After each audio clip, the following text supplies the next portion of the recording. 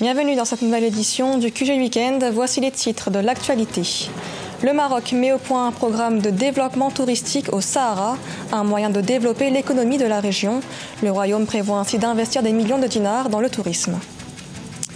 Au Burkina Faso, lancement du projet Paris pour l'irrigation dans la région du Sahel, un appui régional pour lutter contre la sécheresse et obtenir une agriculture durable à travers la maîtrise de l'eau. Et puis, le Soudan du Sud se prépare au virus Ebola alors que l'épidémie se répand en République démocratique du Congo. Des mesures préventives sont mises en place dans la ville de Yei River pour faire face au virus. Le Sahara regorge d'atouts économiques, un potentiel que le Maroc veut développer à travers notamment l'essor du tourisme dans le sud du pays, un secteur dans lequel le gouvernement prévoit d'investir plusieurs millions de dinars. Les précisions avec Vina Lodin. Le Maroc entend conquérir économiquement le Sahara. Le ministère du Tourisme a conçu un programme pour le développement du tourisme dans les provinces du Sud. Un programme qui entend développer les principaux attraits touristiques de la région, la doter d'un équipement culturel de proximité, créer des hébergements touristiques dans le respect de l'environnement.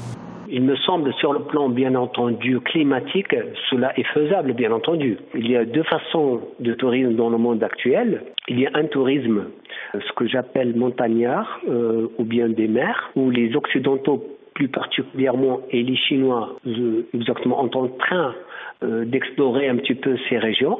Il y a le tourisme aussi du désert. Les autorités marocaines, conscientes du potentiel économique de la région de Dakhla, comptent miser sur l'écotourisme, la valorisation du tourisme sportif, tout en restant en adéquation avec les conditions climatiques de la lagune.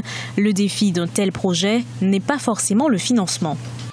Si la monarchie marocaine a avancé cette proposition, c'est qu'elle a eu des propositions des investisseurs. Donc en l'occurrence, ce n'est pas question d'investissement de l'argent qui va empêcher de développer un tourisme local du désert. C'est une question tout d'abord politique, purement politique. Tout d'abord, l'acceptation de la population locale, l'acceptation à l'aval aussi du pouvoir algérien et ainsi de suite. Pour le ministère du Tourisme marocain, le développement touristique dans cette région passe par l'augmentation de la capacité litière, la valorisation des sites balnéaires et de la culture locale. Le gouvernement prévoit d'investir plusieurs millions de dinars, dont 124 millions pour la région de Guelmim-Ouadnoun. Lancement au Burkina Faso d'un appui régional pour l'irrigation au Sahel. Ce projet vise à relever les défis d'une agriculture durable à travers la maîtrise de l'eau dans la région du Sahel. Une région confrontée à la sécheresse. 39% des Sahéliens sont encore privés d'accès à l'eau potable. Les précisions de Jean-Paul Ouedraogo. Financé par la Banque mondiale, le projet de dimension régionale représente 170 milliards de dollars US d'investissement sous forme de crédits et de dons, avec pour impact des solutions d'irrigation diverses adaptées au contexte sahélien. Ce projet pour les pays du SILS, Comité inter-État de lutte contre la sécheresse au Sahel, a toutes les chances de combler les espoirs, dans la mesure où il entend faire de l'agriculture irriguée une solution des plus crédibles au développement de la zone Sahel.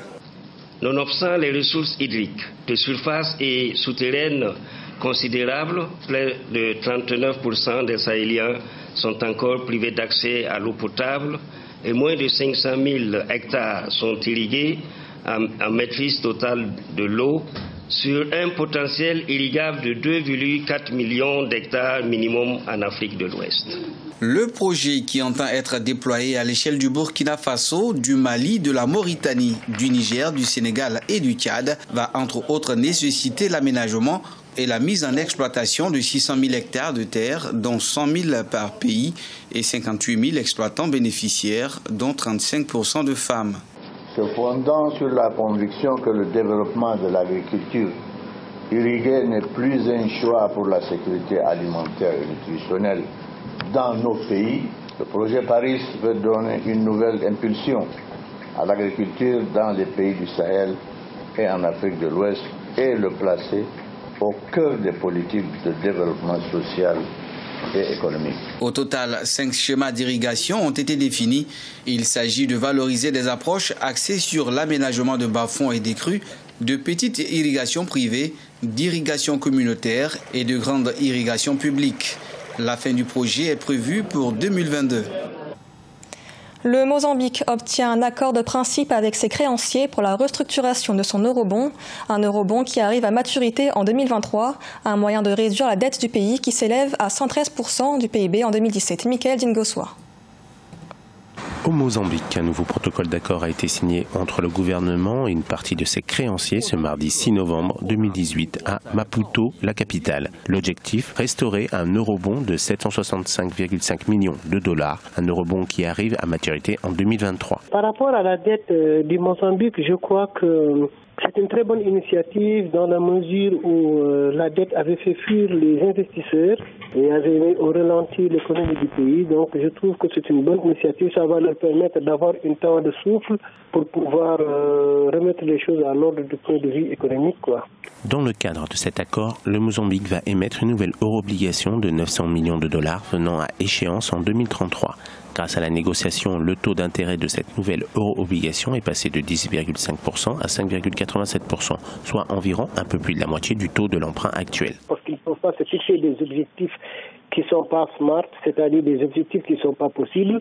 Ils ne peuvent pas atteindre un certain niveau vu leur situation actuelle. Tout ce qu'ils peuvent faire dans un premier temps, c'est de payer les dates et repartir sur de nouvelles bases. De toute façon, le jugement, ils ont raison à avoir espoir parce qu'un jugement de gaz, ça peut leur permettre dans un horizon de 4-5 ans véritablement de remettre les pendules à l'heure. Cet accord est un moyen de revoir à la baisse la dette du Mozambique. Cependant, il ne permet pas d'éponger entièrement la dette du pays, une dette qui atteint 113% du PIB en 2017. Au Sénégal, les problèmes de trésorerie font polémique. Le FMI prévoit une situation économique critique dans le pays, avec un déficit de 115 milliards de francs CFA en décembre 2018. Toutefois, le gouvernement affirme que l'économie devrait rester stable. Reportage de notre correspondant, El Hadj Ndiaye. La tension budgétaire du Sénégal qui est décriée de toutes parts inquiète les observateurs et autres acteurs de l'économie. Selon le FMI, Fonds monétaire international, en fin décembre 2018, le Sénégal connaîtra un déficit budgétaire de l'ordre de 115 milliards de francs CFA, même si les perspectives de croissance vont rester dans la fourchette de plus de 6% pour la 5e année consécutive, avec un taux d'inflation inférieur ou égal à 1%. Et cette tension est visible depuis plus d'1 an. Nous avons alerté et nous avons dit que si on ne fait pas très attention, on va vers pratiquement une banqueroute. Pourquoi? Parce que simplement, il y a beaucoup d'arriérés. Tous les fournisseurs de l'État sont dans la dèche et personne quand même n'est satisfait d'une situation que le ministre Amadou Ba n'arrive pas à justifier. Une mauvaise gestion de la Société nationale La Poste, les manquements dans les passations de marchés publics, la réduction des recettes intérieures et la subvention du secteur de l'énergie dans un contexte de hausse du prix du pétrole sur le plan international, telles sont les causes avancées de cette tension budgétaire. Du côté des autorités, ils rassurent quant à la stabilité de l'économie du pays. Il n'y a pas de tension de trésorerie, les salaires sont payés, les engagements de l'État du Sénégal sont exécutés de manière sereine. Il y a des arbitrages à faire. Avec une croissance qui monte en flèche vers 7%, un déficit budgétaire qui est passé de 6,7 en 2011 à 3,7 en 2018, avec la maîtrise des dépenses publiques, une rationalisation des dépenses publiques, vous ne pouvez pas ne pas avoir des distorsions sur le plan budgétaire, mais ça compromet en rien l'équilibre macroéconomique de notre pays. Le Sénégal a une dette qui s'élève à plus de 5 800 milliards de francs CFA, soit 61% du produit intérieur brut. En rappel, le ratio de l'endettement est fixé à 70% du PIB par l'Union économique et monétaire ouest-africaine, UEMOA. Le Soudan du Sud met en place des mesures préventives contre le virus Ebola. Des tentes d'isolation et des équipes médicales sont déployées dans la ville de Yehui River, une ville proche de la République démocratique du Congo, où sévit actuellement le virus. Adidato Badawi. Selon les Nations Unies, la menace de l'épidémie du virus Ebola est imminente au Soudan du Sud. C'est la raison pour laquelle des dispositions sanitaires sont prises dans la ville de Yehui River, située à 300 km de l'épicentre actuel du virus Ebola en République démocratique du Congo. Les gens empruntent les routes d'entrée non officielles. Il est très difficile de les localiser. Pour l'instant, nous n'avons aucun cas d'Ebola dans l'état de Ue River, mais si jamais il y en a, ce serait très difficile de retrouver ces personnes qui traversent les frontières poreuses au quotidien.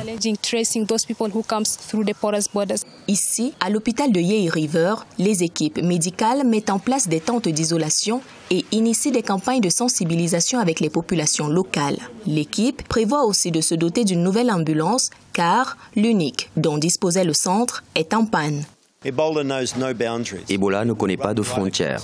Il va toucher tous les groupes de combat et va continuer. Alors, nous devons être en mesure de communiquer avec ces personnes dans les zones contrôlées par l'opposition et de pouvoir faire le même type de sensibilisation et de formation que nous organisons dans les villes contrôlées par le gouvernement et autour des hôpitaux. Un comité d'urgence de l'Organisation mondiale de la santé a déclaré au mois d'octobre 2018 que de nouveaux cas d'Ebola ont été détectés dans l'est de la République démocratique du Congo et la menace du virus pourrait s'aggraver, d'où l'urgence des mesures préventives par le Soudan du Sud. Ce journal a été réalisé par l'ensemble de la rédaction. Merci de l'avoir suivi. Dans un instant, retrouvez une nouvelle édition de l'information sur Africa 24.